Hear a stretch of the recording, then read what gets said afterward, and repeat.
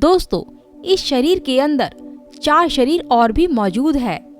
इन सभी को मिलाकर पंचकोश कहा जाता है और इन पंचकोश के नाम भी है: अन्नमय कोश, प्राणमय कोश, मनोमय कोश, विज्ञानमय कोश और आनंदमय कोश।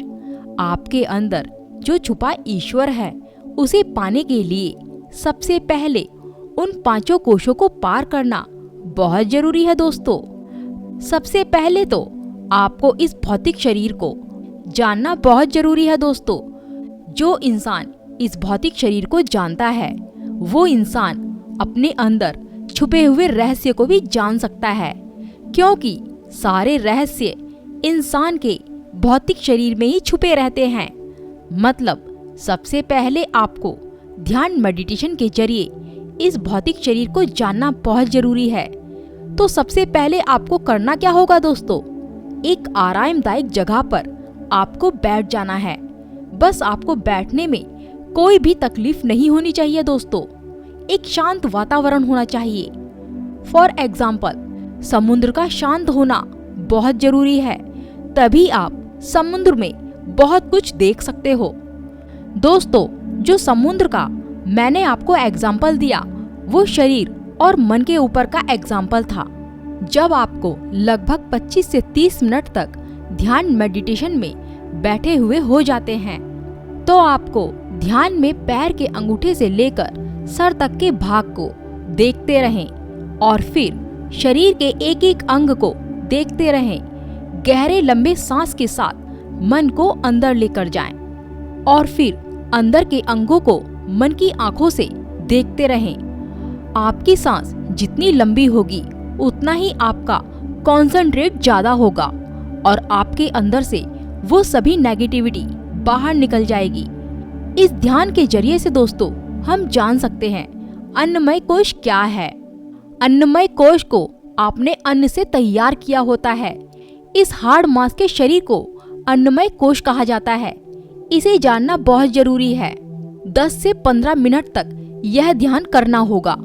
आप चाहे तो इस ध्यान को और गहरा लेकर जा सकते हैं। आपको इस प्रयोग को 1 महीने तक करना होगा। एक योगी ध्यान में बैठते ही वो सब कुछ जान लेता है जो एक डॉक्टर कभी नहीं जान सकता है। डॉक्टर तो सिर्फ मशीनों के जरिए चेक करके बता सकता है, लेकिन एक योगी को इन सब की आवश्यकता नहीं पड़ती है। दोस्तों, अब आता है प्राणमय कोश।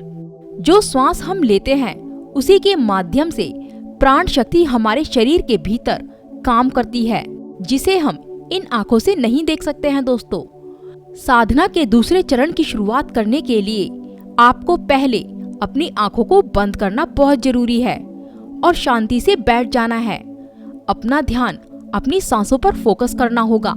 ये जो आपकी सांस है वो कोई साधारण वायु नहीं है दोस्तों, ये वो प्राण शक्ति है जो आपको जीवन देती है। तो बस आपको आंखें बंद करके ही इस प्राण शक्ति पर ध्यान लगाना होगा। बस अपनी आने जाने की सांसों को देखते रहो। आपका ध्यान भागेगा, फिर उस ध्यान को प्यार से खींचकर वापस लाना होगा। अपनी सांसों के ऊपर इस प्रयास को आपको लगातार करते रहना होगा जब तक कि उस मन की लगाम आपके हाथों में ना आ जाए। बस आपको उसका अभ्यास करना होगा, वो भी बार बार, जब तक कि आपका ध्यान लग नहीं जाता। दोस्तों, जब आपका ध्यान आपके प्राणमय कोश पर लगता है तो आपको कुछ सूक्ष्म जगत के अनुभव होने लगते हैं, कुछ सूक्ष्म रहस्य पता चलने लगते हैं, क्योंकि आपकी सांसों का संबंध सीधा आपके मन से है। यदि आपको कोई अनुभव ना हो तो आपको समय को बढ़ाते जाना है। दोस्तों, अब तीसरे नंबर पर आता है मनोमय कोश, जो आपको सीधा मन तक लेकर जाता है। मन ही है जो मनोमय कोश है, जिसे देखा नहीं जा सकता, जिसका कोई प्रमाण नहीं है, लेकिन इतना सब लोग जानते हैं। मन जैसा कुछ तो है, तो ये कुछ ही आपका तीसरा शरीर है, जो कुछ ना होकर भी बहुत कुछ है। दोस्तों, मन के पार निकलने के लिए सबसे पहले मन के विचारों का रुकना बहुत जरूरी है।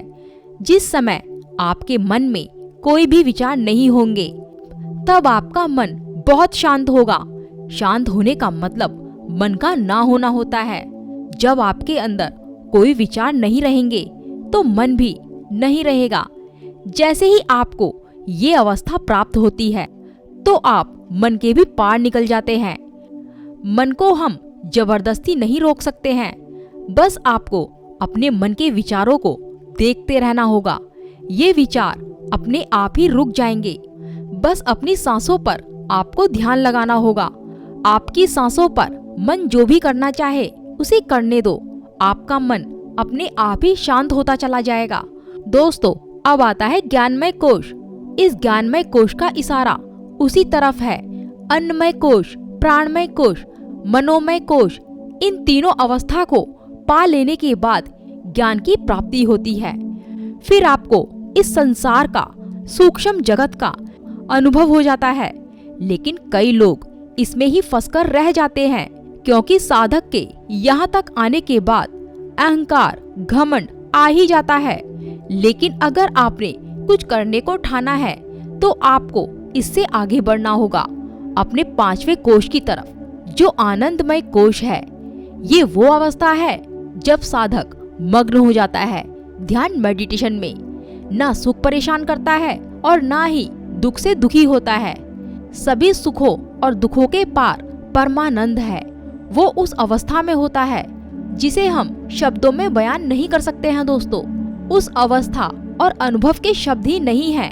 पांचवें कोश के बाद साधक का पूरे तरीके से मिट जाना होता है, मतलब खुद परमात्मा में मिलकर परमात्मा ही बन जाना होता है। ऐसे ही साधक को बोलते हैं परमहंस। साधक ने परमहंस की प्राप्ति कर ली। तो दोस्तों, वीडियो कैसी लगी कमेंट करके जरूर बताना। नमस्कार दोस्तों।